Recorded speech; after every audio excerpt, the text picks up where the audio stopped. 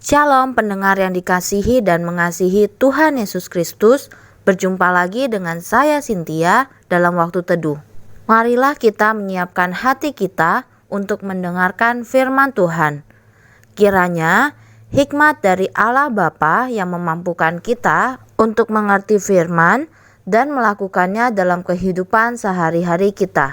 Renungan harian hari ini berjudul Terluka dan Mendengar. Bacaan Alkitab hari ini diambil dari Keluaran 5 ayat 24 sampai Keluaran 6 ayat 8. Demikian firman Tuhan.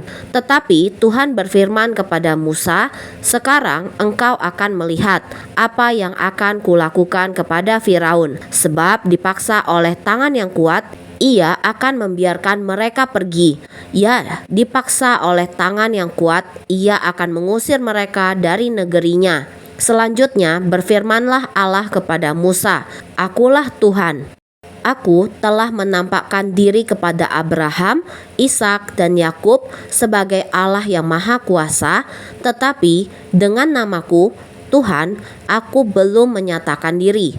Bukan saja aku telah mengadakan perjanjianku dengan mereka untuk memberikan kepada mereka tanah Kanaan, tempat mereka tinggal sebagai orang asing, tetapi aku sudah mendengar juga orang-orang Israel yang telah diperbudak oleh orang Mesir, dan aku ingat kepada perjanjianku.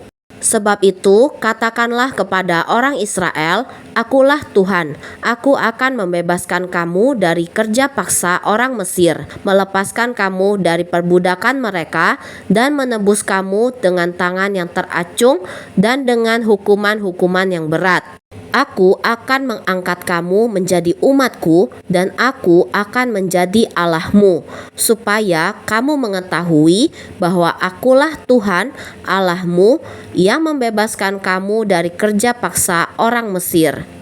Dan aku akan membawa kamu ke negeri yang dengan sumpah telah kujanjikan, memberikannya kepada Abraham, Ishak dan Yakub, dan aku akan memberikannya kepadamu untuk menjadi milikmu. Akulah Tuhan." Nats pembimbing hari ini diambil dari Keluaran 3 ayat 7. Demikian firman Tuhan. Dan Tuhan berfirman, "Aku telah memperhatikan dengan sungguh kesengsaraan umatku di tanah Mesir, dan aku telah mendengar seruan mereka yang disebabkan oleh pengerah-pengerah mereka. Ya, aku mengetahui penderitaan mereka." Saat kita mengalami duka cita yang dalam atau situasi yang sulit, kita barangkali merasa tersinggung apabila seseorang mengatakan bahwa sesuatu yang baik dapat muncul dari kesukaran kita. Seseorang bermaksud baik yang mencoba untuk mendorong kita untuk mempercayai janji-janji Allah dapat dianggap sebagai orang yang tidak memiliki perasaan atau bahkan tidak realistis. Hal itu terjadi terhadap bangsa Israel, yaitu ketika Allah sedang mengusahakan pembebasan mereka dari tanah Mesir.